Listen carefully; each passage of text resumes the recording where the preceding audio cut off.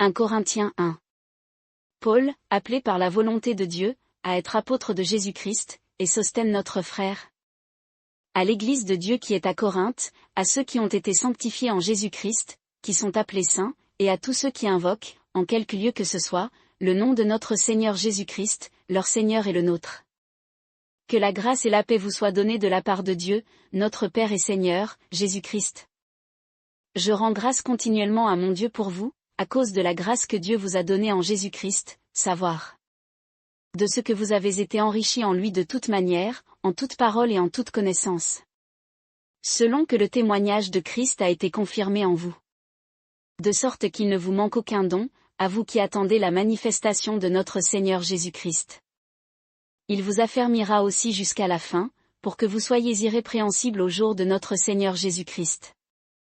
Dieu, par qui vous avez été appelés à la communion de son Fils Jésus-Christ, notre Seigneur, est fidèle. Or, je vous prie, frères, au nom de notre Seigneur Jésus-Christ, de tenir tous le même langage, et de n'avoir point de division parmi vous, mais d'être unis dans une même pensée, et dans un même sentiment. Car, mes frères, j'ai été informé, par ceux de chez Chloé, qu'il y a des contestations entre vous. Je veux dire que, parmi vous, chacun dit, pour moi, je suis disciple de Paul, et moi, d'Apollo, et moi, de Cépha, et moi, de Christ. Christ est-il divisé? Paul a-t-il été crucifié pour vous, ou avez-vous été consacré au nom de Paul? Je rends grâce à Dieu de ce que je n'ai consacré aucun de vous, sinon Crispus et Gaius. Afin que personne ne dise que j'ai consacré en mon nom. J'ai encore consacré la famille de Stéphana, du reste, je ne sais si j'ai consacré quelque autre personne. Car ce n'est pas pour consacrer que Christ m'a envoyé, mais c'est pour annoncer l'Évangile, non avec la sagesse du langage, afin que la croix de Christ ne soit pas rendue inutile. Car la prédication de la croix est une folie pour ceux qui périssent, mais pour nous qui sommes sauvés, elle est la puissance de Dieu. Car il est écrit, je détruirai la sagesse des sages et j'anéantirai l'intelligence des intelligents. Où est le sage? Où est le scribe? Où est le disputeur de ce siècle? Dieu n'a-t-il pas rendu folle la sagesse de ce monde? Car, tandis que le monde, par cette sagesse, n'a point connu Dieu dans la sagesse de Dieu, il a plu à Dieu de sauver les croyants par la folie de la prédication. Tandis que les Juifs demandent des signes miraculeux, et que les Grecs cherchent la sagesse. Nous prêchons Christ crucifié, scandale pour les Juifs, et folie pour les Grecs. Mais pour ceux qui sont appelés à renaître, tant juifs que grecs, le Christ est la puissance de Dieu et la sagesse de Dieu. Car la folie de Dieu est plus sage que les hommes, et la faiblesse de Dieu plus forte que les hommes. Considérez, frères, que parmi vous, qui avez été appelés, il n'y a pas beaucoup de sages selon la chair, ni beaucoup de puissants, ni beaucoup de nobles. Mais Dieu a choisi les choses folles du monde pour confondre les sages, et Dieu a choisi les choses faibles du monde pour confondre les fortes. Et Dieu a choisi les choses viles du monde et les plus méprisées, même celles qui ne sont point, pour anéantir celles qui sont. Afin que nulle chair ne se glorifie devant lui. Or, c'est par lui que vous êtes en Jésus-Christ, qui nous a été fait de la part de Dieu, sagesse, justice, sanctification et rédemption. Afin que, comme il est écrit, celui qui se glorifie dans le Seigneur. 1 Corinthiens 2. Pour moi, frères, quand je suis venu auprès de vous, je ne suis point venu pour vous annoncer le témoignage de Dieu avec l'éloquence du discours, ou de la sagesse. Car je ne me suis pas proposé de savoir autre chose parmi vous que Jésus-Christ, et Jésus-Christ crucifié. J'ai été moi-même auprès de vous dans la faiblesse, dans la crainte et dans un grand tremblement. Et ma parole et ma prédication n'ont point consisté dans des discours séduisants et pathétiques de la sagesse humaine, mais dans une démonstration de la puissance de l'Esprit. Afin que votre foi fût fondée, non sur la sagesse des hommes, mais sur la puissance de Dieu. Or, nous prêchons la sagesse parmi les parfaits, une sagesse, non de ce monde, ni des princes de ce monde, qui sont impuissants. Mais nous prêchons la sagesse de Dieu, en un mystère, sagesse cachée, que Dieu avait destinée avant les siècles pour notre gloire. Et qu'aucun des princes de ce monde n'a connu, car, s'il l'avait connu, il n'aurait point crucifié le Seigneur de gloire. Mais, comme il est écrit, ce sont des choses que l'œil n'avait point vues, que l'oreille n'avait point entendues, et qui n'étaient point montées au cœur de l'homme, que Dieu avait préparées pour ceux qui l'aiment. Mais Dieu nous les a révélées par son Esprit, car l'Esprit sonde toutes choses, même les profondeurs de Dieu. Car qui est-ce qui connaît ce qui est en l'homme, si ce n'est l'Esprit de l'homme qui est en lui? De même aussi, personne ne connaît ce qui est en Dieu, si ce n'est l'Esprit de Dieu. Pour nous, nous n'avons pas reçu l'Esprit du monde, mais l'Esprit qui vient de Dieu, pour connaître les choses qui nous ont été données de Dieu. Et nous les annonçons, non avec les discours qu'enseigne la sagesse humaine, mais avec ceux qu'enseigne le Saint-Esprit, comparant les choses spirituelles aux spirituelles. Or, l'homme naturel ne comprend point les choses de l'Esprit de Dieu, car elles lui semblent folie, et il ne peut les connaître, parce que c'est spirituellement qu'on en juge. Mais l'homme spirituel juge de toutes choses, et n'est lui-même jugé par personne. Car qui a connu la pensée du Seigneur pour l'instruire? Mais nous avons la pensée de Christ. 1 Corinthiens 3. Pour moi, frères, je n'ai pu vous parler comme à des hommes spirituels, mais comme à des hommes charnels, comme à de petits enfants en Christ. Je vous ai donné du lait à boire, et non de la viande, car vous n'étiez pas en état de la supporter, maintenant même, vous ne le pouvez pas, parce que vous êtes encore charnels. Car, puisqu'il y a parmi vous de l'envie, des dissensions et des partis, n'êtes-vous pas charnels, et ne vous conduisez-vous pas selon l'homme? Car lorsque l'un dit, pour moi, je suis de Paul, et l'autre, moi, je suis d'Apollo, n'êtes-vous pas charnels? Qui est donc Paul, et qu'est Apollo, sinon des ministres par le moyen desquels vous avez cru, selon que le Seigneur l'a donné à chacun?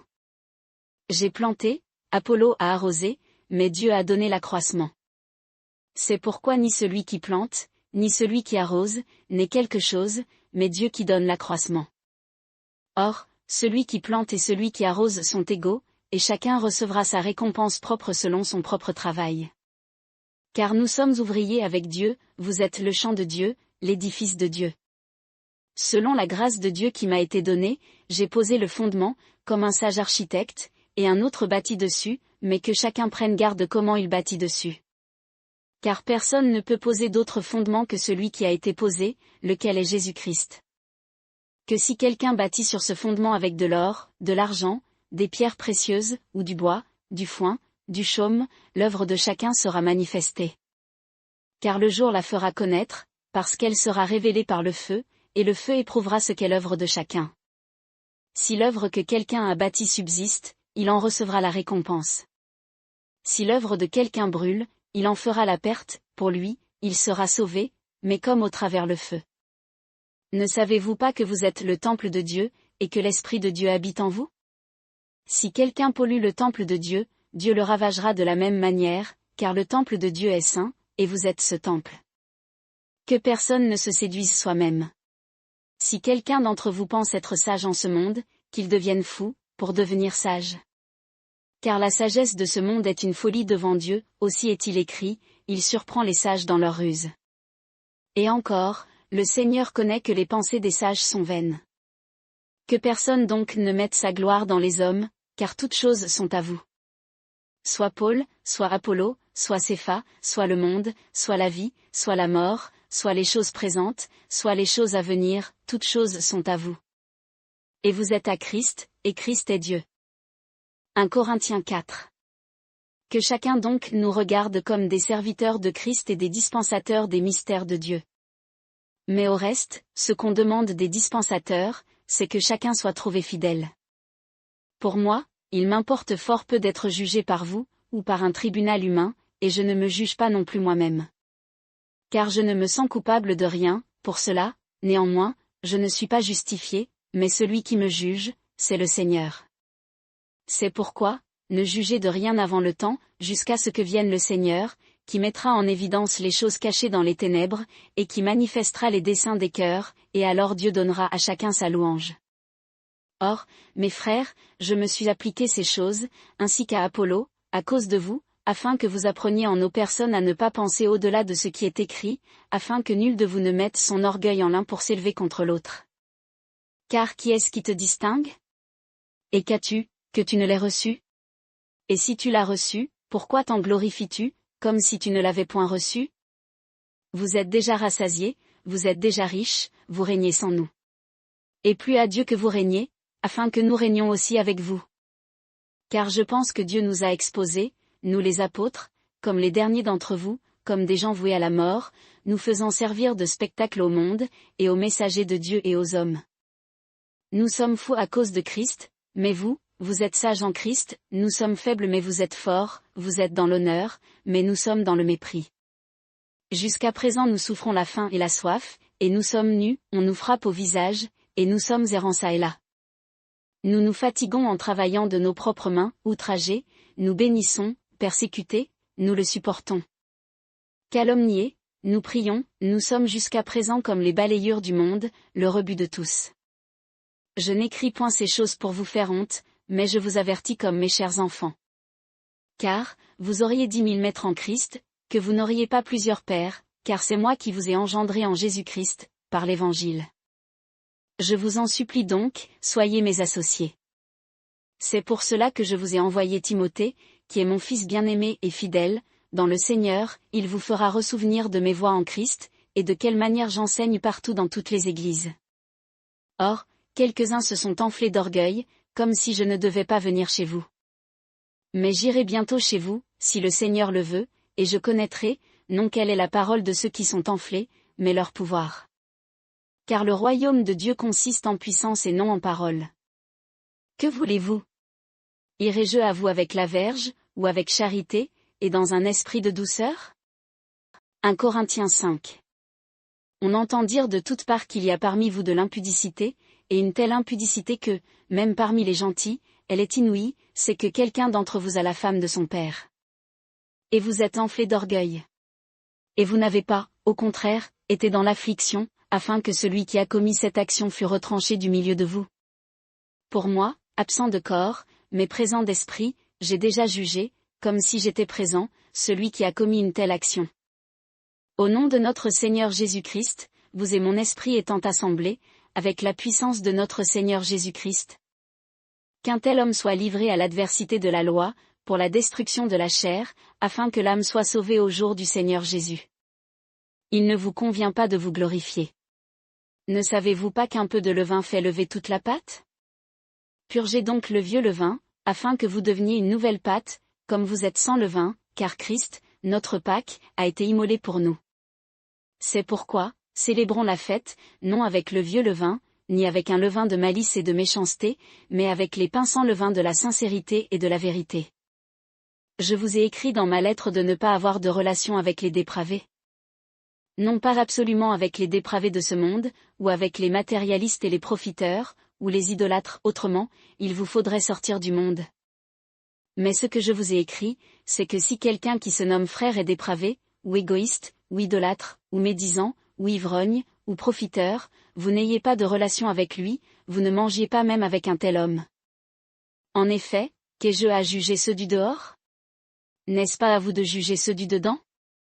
Quant à ceux du dehors, Dieu les jugera. Retranchez donc le méchant du milieu de vous.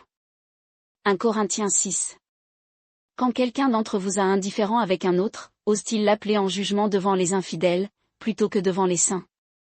Ne savez-vous pas que les saints jugeront le monde? Et si vous jugez le monde, êtes-vous indigne de juger des moindres choses? Ne savez-vous pas que nous jugerons les messagers de Dieu? Et à plus forte raison les choses de cette vie. Si donc vous avez des procès pour les affaires de cette vie, vous prenez pour juge des gens qui ont méprisé l'appel à renaître. Je le dis à votre honte. N'y a-t-il donc point de sage parmi vous, pas même un seul, qui puisse juger entre ses frères? Mais un frère a un procès avec un autre, et cela devant les infidèles. C'est déjà un défaut parmi vous, d'avoir des procès les uns avec les autres. Pourquoi ne tolérez-vous pas plutôt qu'on vous fasse tort? Pourquoi ne supportez-vous pas plutôt d'être dépouillés? Mais c'est vous-même qui faites du tort, et vous dépouillez même vos frères. Ne savez-vous pas que les injustes n'hériteront point le royaume de Dieu? Ne vous trompez point, ni les dépravés, ni les idolâtres, ni les licencieux, ni les homosexuels, ni les honteux, ni les voleurs, ni les avares, ni les ivrognes, ni les médisants, ni les charmeurs n'hériteront le royaume de Dieu. Or c'est là ce qu'étaient quelques-uns de vous, mais vous avez été lavés, mais vous avez été sanctifiés, mais vous avez été justifiés au nom du Seigneur Jésus, et par l'Esprit de notre Dieu. Toutes choses me sont permises, mais toutes ne sont pas profitables, toutes choses me sont permises, mais je ne me rendrai esclave d'aucune. Les aliments sont pour le ventre, et le ventre pour les aliments, mais Dieu détruira et ceci et celui-là.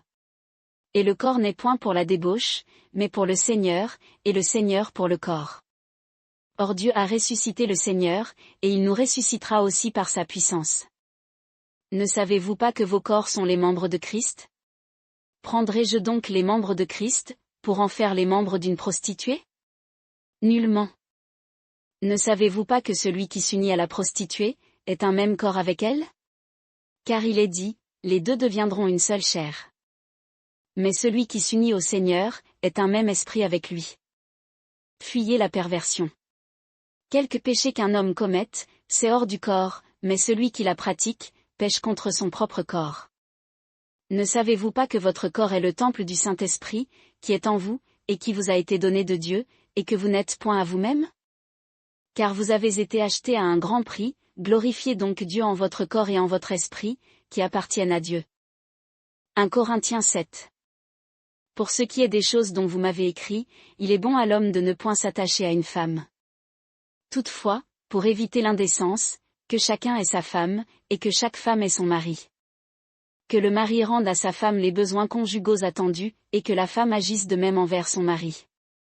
La femme n'est point maîtresse de son propre corps, mais c'est le mari, de même aussi, le mari n'est point maître de son propre corps, mais c'est la femme. Ne vous privez point l'un de l'autre, si ce n'est d'un consentement mutuel, pour un temps, afin de vaquer au jeûne et à la prière, et ensuite, retourner ensemble, de peur que le tentateur ne vous séduise par votre incontinence. Or, je dis ceci par bienveillance, et non pas par commandement. Car je voudrais que tous les hommes fussent comme moi, mais chacun a reçu de Dieu un don particulier, l'un d'une manière, l'autre d'une autre. Je dis donc à ceux qui ne sont point mariés, et aux veuves, qu'il leur est avantageux de demeurer comme moi. Mais s'ils manquent de restreinte, qu'ils se marient, car il vaut mieux se marier que de brûler de désir. Quant à ceux qui sont mariés, je leur prescris, non pas moi toutefois, mais le Seigneur, que la femme ne se sépare pas de son mari. Et si elle se sépare, qu'elle demeure sans se remarier, ou qu'elle se réconcilie avec son mari et que le mari ne quitte point sa femme. Mais je dis aux autres, moi et non le Seigneur, si quelque frère a une femme incroyante, et qui consent à demeurer avec lui, qu'il ne la quitte point. Et si quelque femme a un mari incroyant, et qui consent à demeurer avec elle, qu'elle ne le quitte point. Car le mari incroyant est considéré par la femme, et la femme incrédule est considérée par le mari, autrement, vos enfants seraient indignes, au lieu qu'ils sont maintenant estimés. Que si l'incroyant se sépare, qu'il se sépare, le frère et la sœur ne sont pas liés dans ce cas, mais Dieu nous a appelés à la paix. Car que sais-tu, femme, si tu ne sauveras point ton mari? Ou que sais-tu, mari, si tu ne sauveras point ta femme? Au reste que chacun marche selon que Dieu lui a départi, et selon que le Seigneur l'a appelé. C'est là ce que j'ordonne dans toutes les églises. Quelqu'un a-t-il été appelé étant circoncis? Qu'il demeure circoncis. Quelqu'un a-t-il été appelé étant incirconcis? Qu'il ne se fasse pas circoncire. La circoncision n'est rien, l'incirconcision n'est rien, mais l'observation des commandements de Dieu est tout. Que chacun demeure dans l'état où il a été appelé. As-tu été appelé étant esclave? Ne t'en mets point en peine, mais si tu peux devenir libre, profite-en plutôt. Car l'esclave qui a été appelé par le Seigneur, est l'affranchi du Seigneur, de même aussi, l'homme libre qui a été appelé, est l'esclave de Christ. Vous avez été achetés à un grand prix, ne devenez point esclaves des hommes. Frères, que chacun demeure devant Dieu dans l'état où il a été appelé. Pour ce qui est des vierges, je n'ai point de commandement du Seigneur, mais je vous donne un conseil, comme ayant eu part à la miséricorde du Seigneur, pour lui être fidèle. J'estime donc qu'il est bon, à cause des afflictions présentes, qu'il est avantageux à l'homme de demeurer comme il est. Es-tu lié à une femme? Ne cherche point à t'en séparer. Tu n'es pas lié à une femme? Ne cherche pas de femme.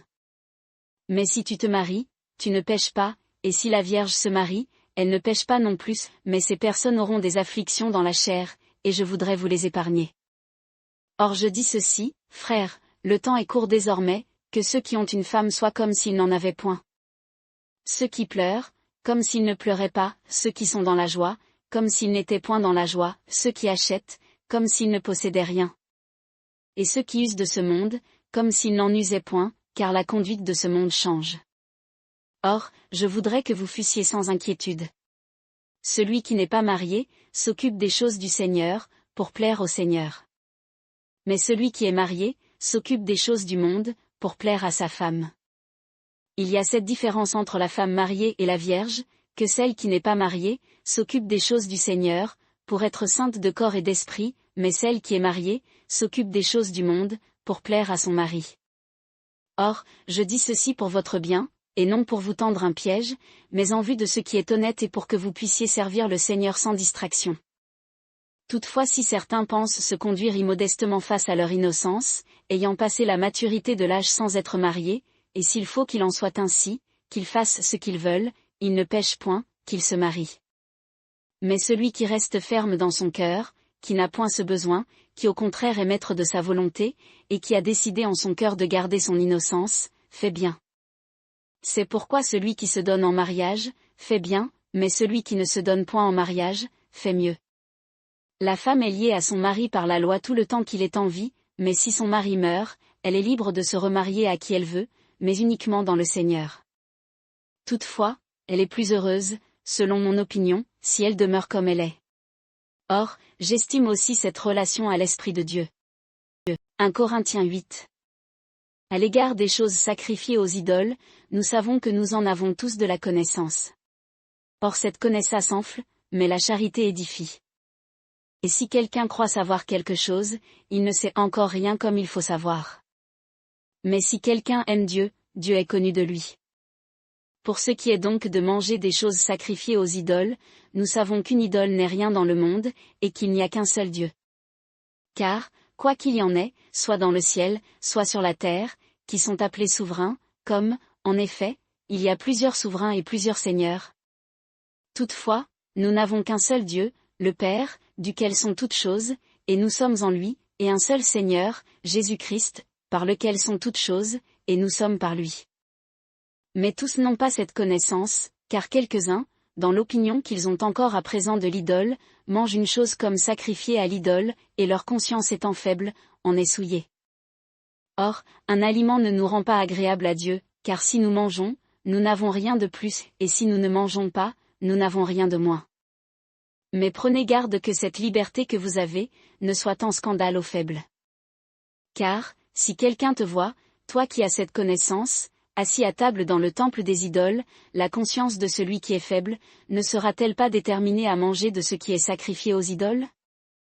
Et le frère faible, pour lequel Christ est mort, sera renversé par ta connaissance de cette liberté.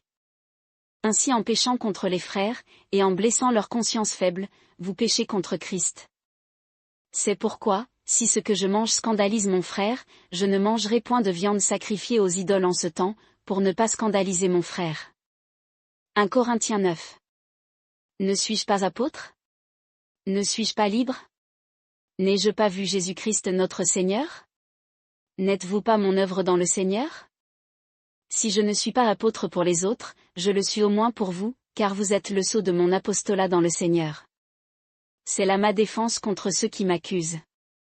N'avons-nous pas le droit de manger et de boire? N'avons-nous pas le droit de mener partout avec nous une sœur comme épouse, comme les autres apôtres, et les frères du Seigneur, et Cépha? Ou, n'y a-t-il que moi seul et Barnabas, qui n'ayons pas le droit de ne point travailler? Qui est-ce qui va jamais à la guerre à sa propre solde? Qui plante une vigne, et ne mange pas de son fruit? Ou, qui paie un troupeau, et ne mange pas du lait du troupeau? Dis-je ceci selon la coutume des hommes? La loi ne le dit-elle pas aussi? Car il est écrit dans la loi de Moïse, tu n'emmuselleras point le bœuf qui foule le grain. Est-ce des bœufs que Dieu prend soin?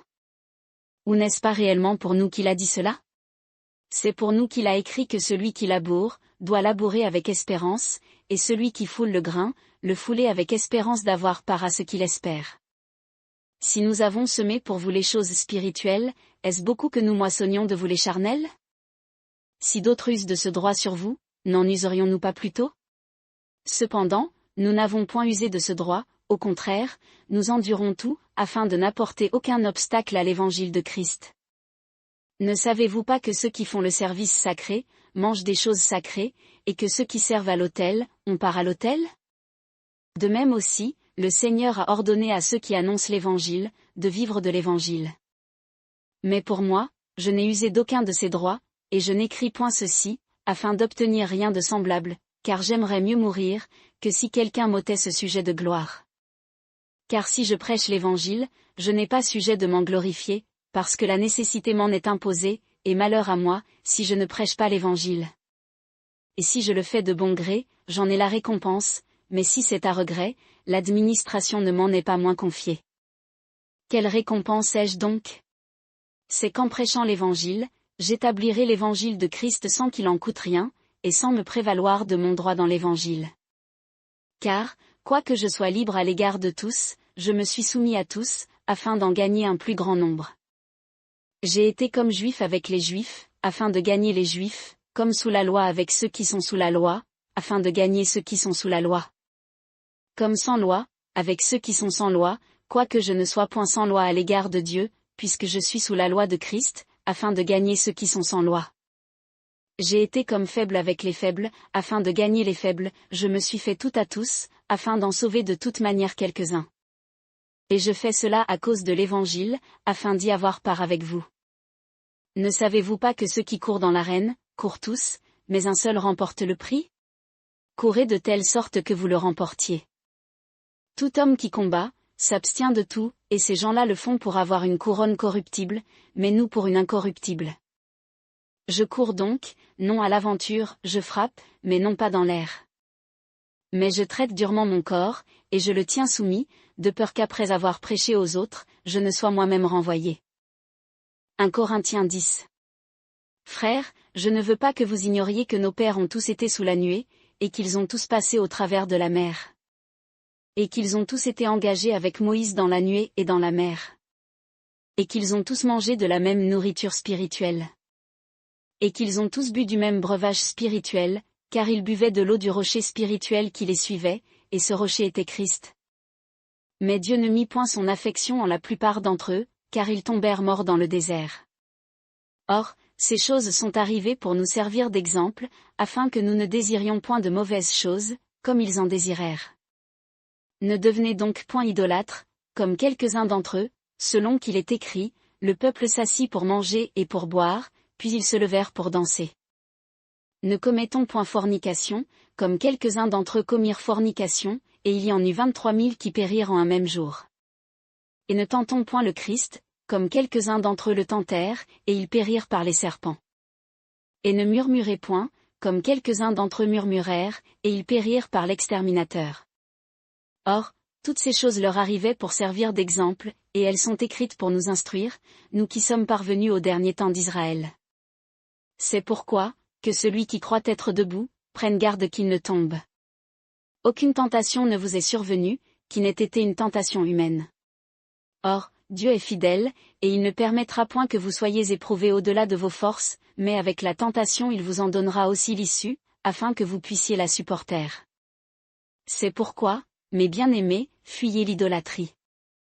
Je vous parle comme à des personnes intelligentes, jugez vous-même de ce que je dis. La coupe de bénédiction que nous bénissons, n'est-elle pas notre propre identification au sang de Christ? Le pain que nous rompons, n'est-il pas notre propre identification au corps de Christ? Comme il y a un seul pain, nous qui sommes plusieurs, ne sommes qu'un seul corps, car nous participons tous au même pain. Voyez l'Israël selon la chair, ceux qui mangent des sacrifices, ne sont-ils pas unifiés avec l'autel? Que dis-je donc? Que l'idole soit quelque chose?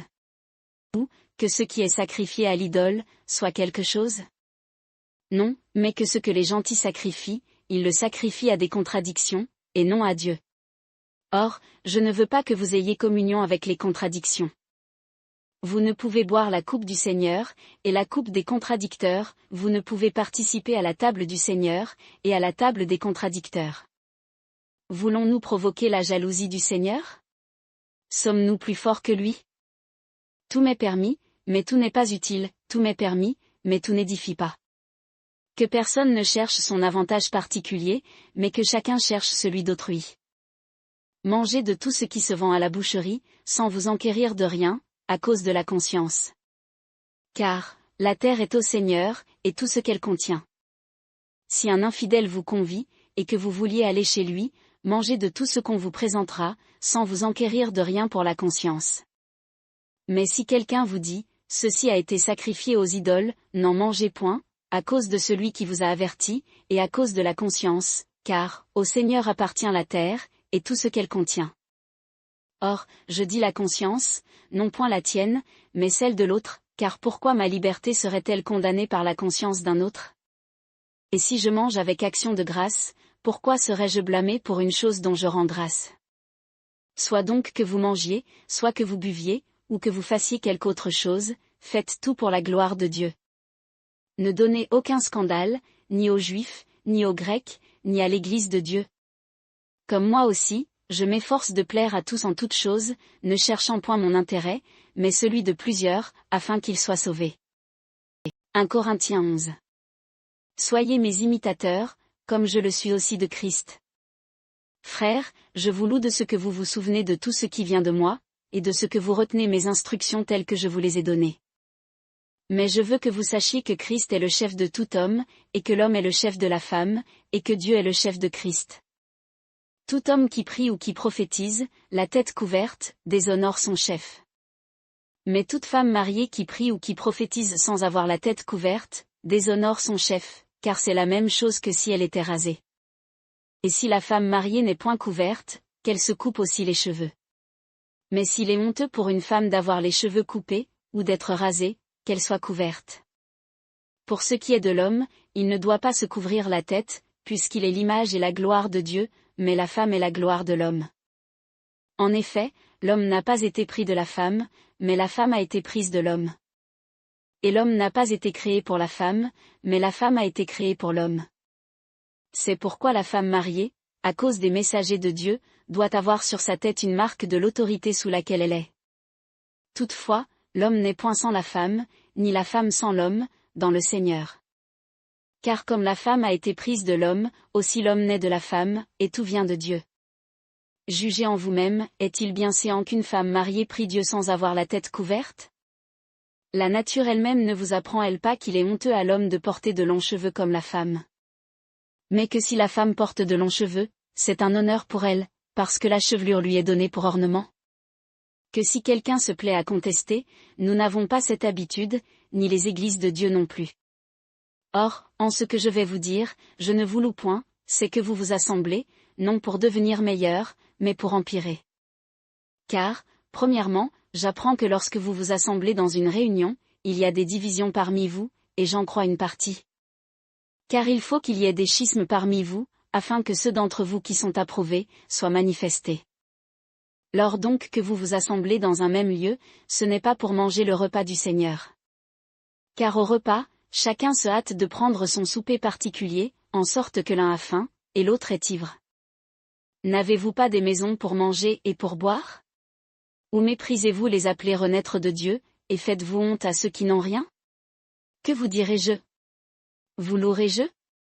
Je ne vous loue point de cela. Car pour moi, j'ai reçu du Seigneur ce que je vous ai aussi enseigné sur le renoncement, c'est que le Seigneur Jésus, la nuit qu'il fut livré, prit du pain. Et ayant rendu grâce, il le rompit, et dit, prenez, mangez, ici est mon corps, qui est rompu pour vous, faites de même en mémoire de moi. De même aussi, après avoir soupé, il prit la coupe, et dit, cette coupe est la nouvelle alliance en mon sang, faites ceci en mémoire de moi, toutes les fois que vous en boirez. Car toutes les fois que vous mangez de ce pain, et que vous buvez de cette coupe, vous annoncez en partageant, la mort du Seigneur, jusqu'à ce qu'il vienne. C'est pourquoi, quiconque mangera de ce pain, ou boira de la coupe du Seigneur indignement, sera coupable envers le corps et le sang du Seigneur. Que chacun donc s'éprouve soi-même, et qu'ainsi il mange de ce pain et boive de cette coupe. Car celui qui en mange et qui en boit indignement, mange et boit sa condamnation, ne discernant point que vous êtes le corps du Seigneur. C'est pour cela qu'il y a parmi vous beaucoup d'infirmes et de malades, et qu'un grand nombre sont morts par votre négligence. Car si nous nous jugions nous-mêmes, nous ne serions point jugés. Mais quand nous sommes jugés, nous sommes châtiés par le Seigneur, afin que nous ne soyons point condamnés avec le monde. C'est pourquoi, mes frères, quand vous vous assemblez pour manger, prévoyez les uns pour les autres. Et si quelqu'un a faim chez lui, laissez-le se nourrir de vos biens, afin que vous ne vous assembliez point pour votre condamnation. Quant aux autres choses, je les réglerai quand je serai arrivé. 1 Corinthiens 12. Pour ce qui est des dons spirituels, je ne veux pas, frères, que vous soyez dans l'ignorance. Vous savez que vous étiez des gentils, entraînés vers des idoles muettes, selon qu'on vous menait. C'est pourquoi je vous déclare qu'aucune personne qui parle par l'Esprit de Dieu, ne dit que Jésus est maudit, et que personne ne peut dire que Jésus est l'Éternel, si ce n'est par le Saint-Esprit. Or, il y a diversité de dons, mais un même Esprit. Il y a aussi diversité de ministères, mais un même Seigneur. Il y a aussi diversité d'opérations, mais c'est le même Dieu, qui opère toutes choses en tous. Or, la manifestation de l'Esprit est donnée, pour l'enfance de l'Église, à chacun pour l'utilité commune.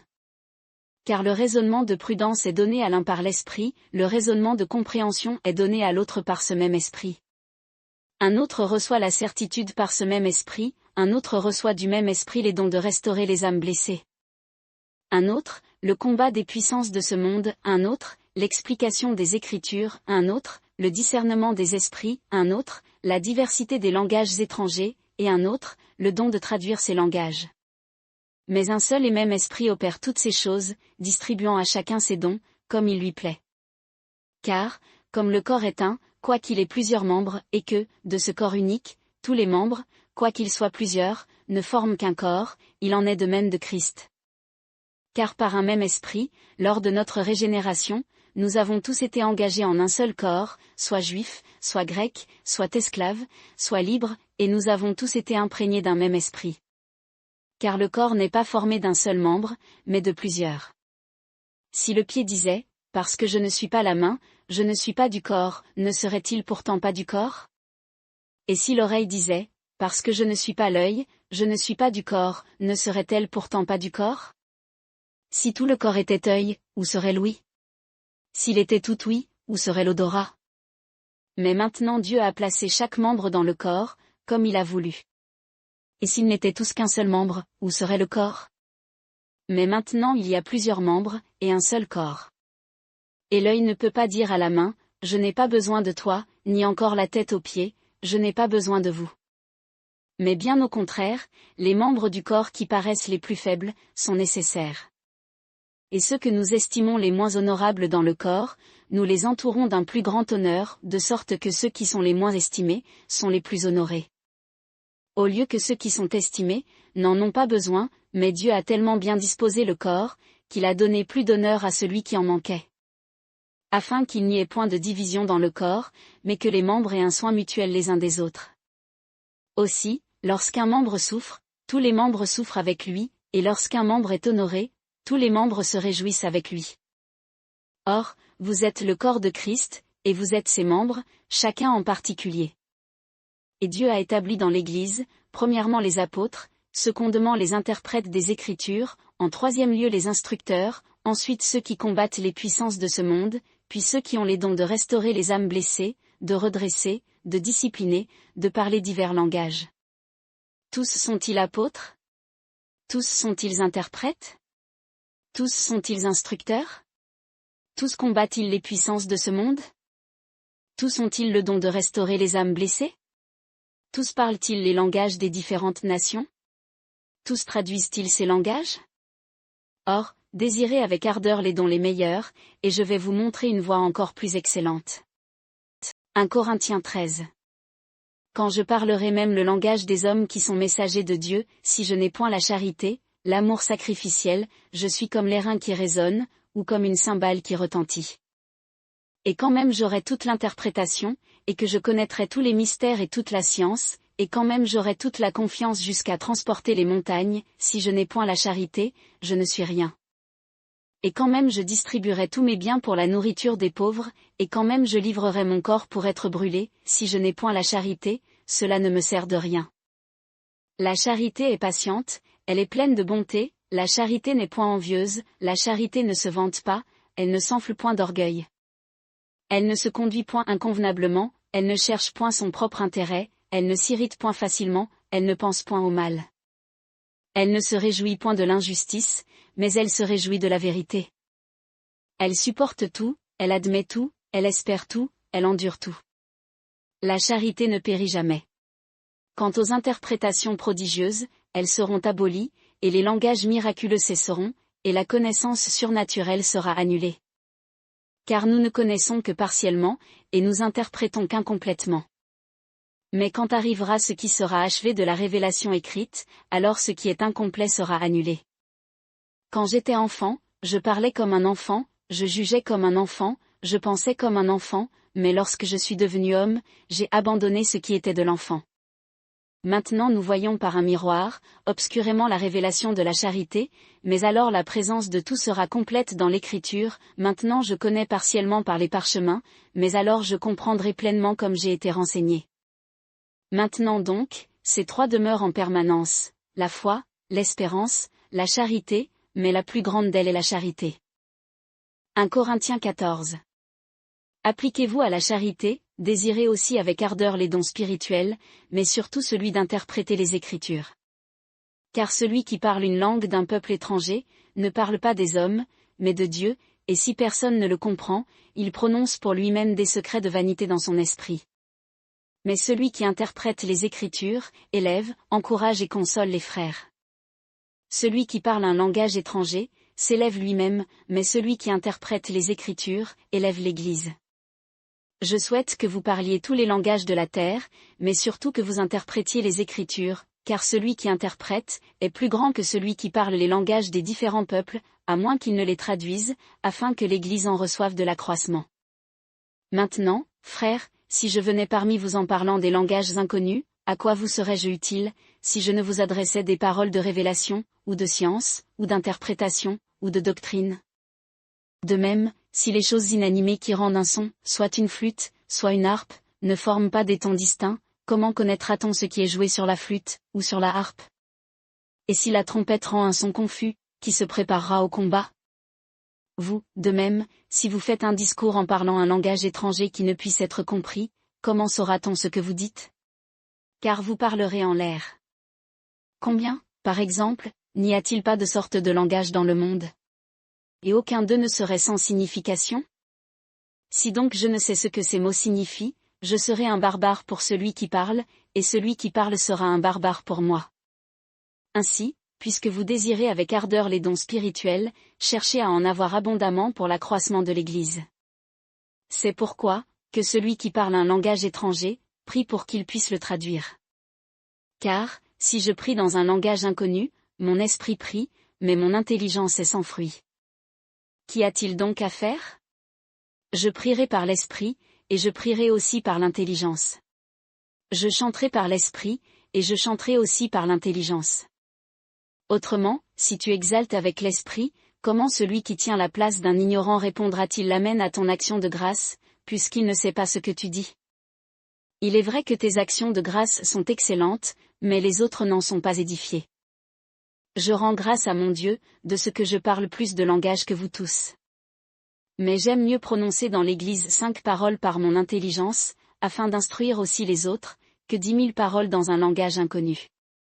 Frères, ne soyez pas des enfants sans intelligence, pourquoi seriez-vous des enfants malicieux et des hommes matures quant à la compréhension? Il est écrit dans la loi, je parlerai à ce peuple par des gens d'une autre langue, et par des lèvres étrangères, et même ainsi ils ne m'écouteront point, dit le Seigneur.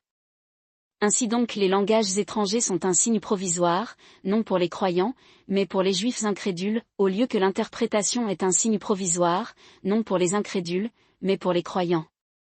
Si donc toute l'Église est assemblée en un même lieu, et que tous parlent différents langages, et que des gens du commun peuple, ou des incrédules y entrent, ne diront-ils pas que vous avez perdu le sens? Mais si tous interprètent les Écritures, et qu'il entre un incrédule, ou un ignorant, il est convaincu par tous, il est jugé par tous. Et ainsi les secrets de son cœur sont manifestés, et ainsi se prosternant la face contre terre, il adorera Dieu, et publiera que Dieu est véritablement au milieu de vous. Que faut-il donc, frères? Lorsque vous vous assemblez, chacun a-t-il un psaume, ou une doctrine, un langage étranger, une révélation, une interprétation? Que tout se fasse pour l'édification. S'il y en a qui parlent le langage d'un peuple étranger, qu'il n'y en ait que 2 ou 3, tout au plus, et l'un après l'autre, et qu'il y en ait un qui traduise.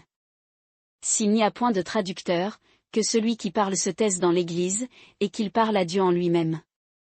qu'il n'y ait aussi que 2 ou 3 interprètes des Écritures qui parlent, et que les autres jugent.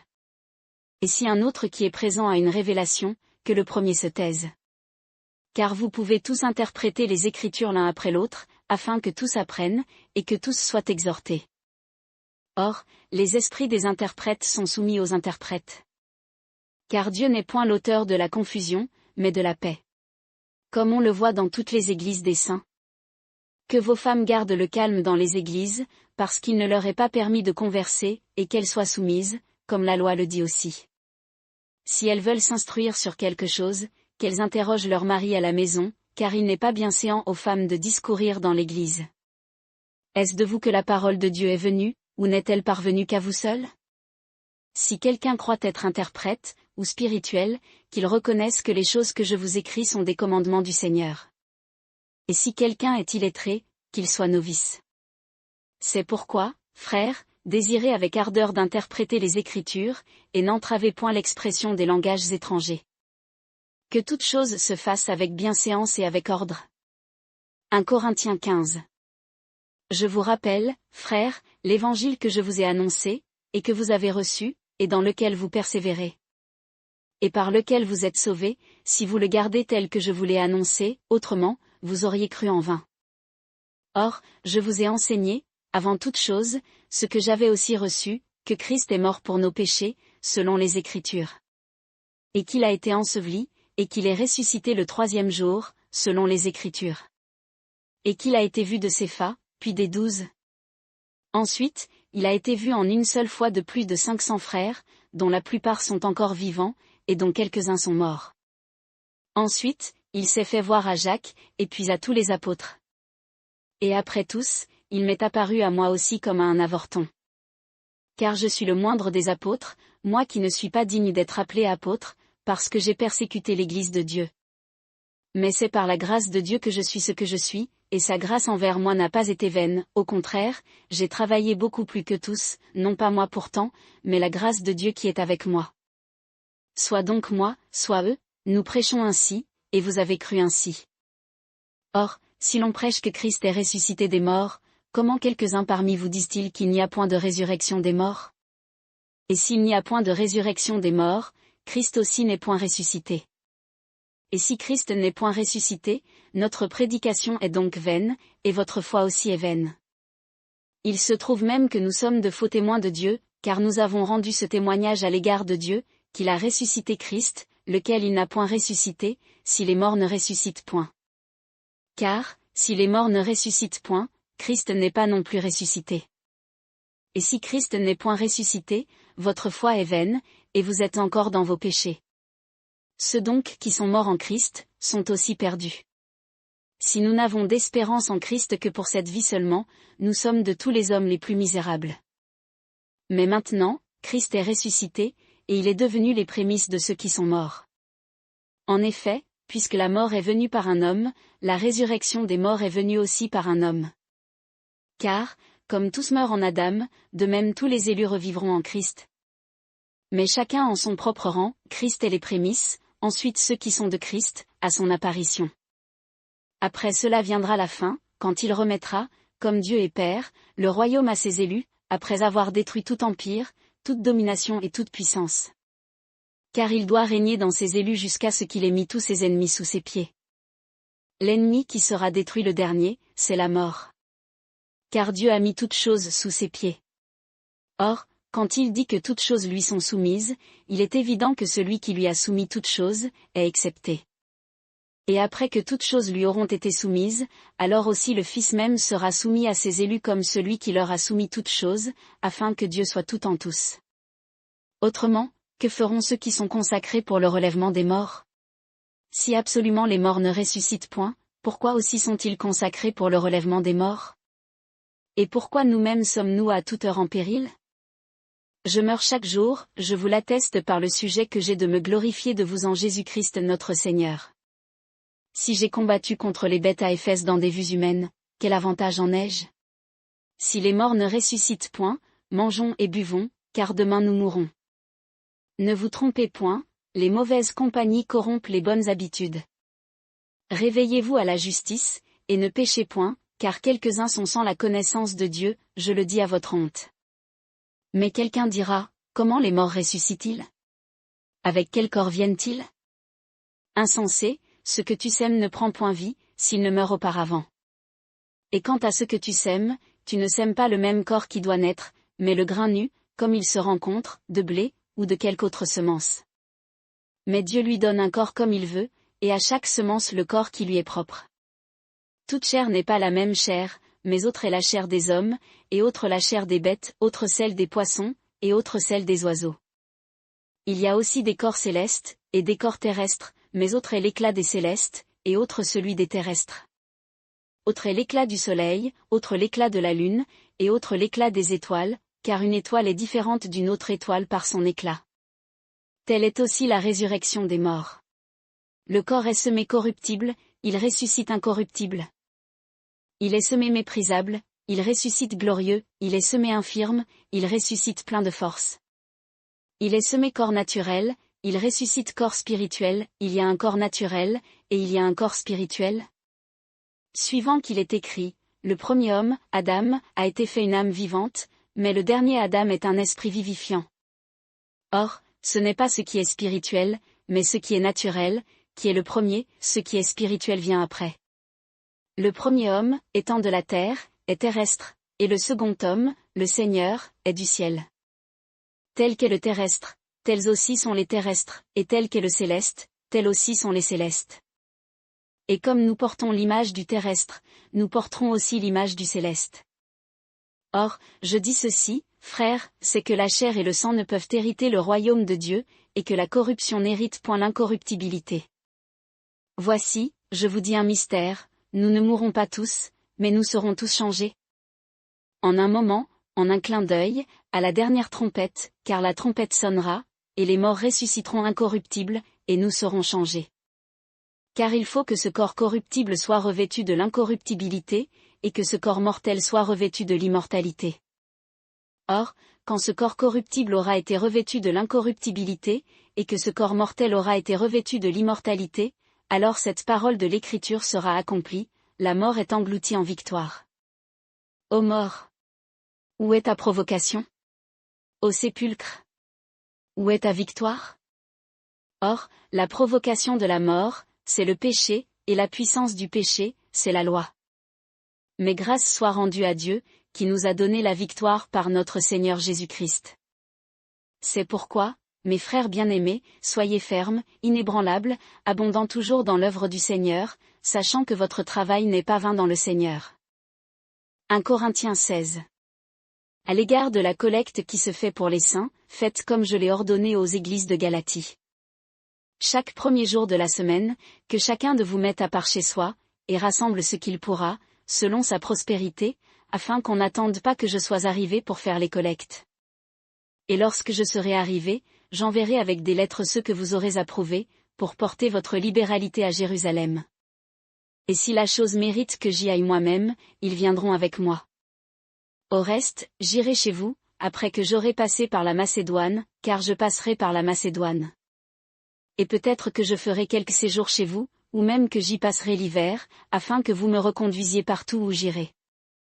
Car je ne pourrai vous voir maintenant en passant, mais j'espère par après de demeurer avec vous quelque temps, si le Seigneur le permet. Cependant, je demeurerai à Éphèse jusqu'à la Pentecôte.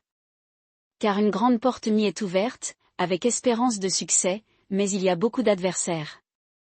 Si Timothée vient, ayez soin qu'il soit sans crainte parmi vous, car il travaille à l'œuvre du Seigneur comme moi-même. Que personne donc ne le méprise, et reconduisez-le en paix, afin qu'il vienne me trouver, car je l'attends avec les frères. Quant à Apollo, notre frère, je l'ai beaucoup prié d'aller chez vous avec les frères, mais il n'a nullement voulu y aller maintenant, toutefois, il y ira quand il en trouvera l'occasion.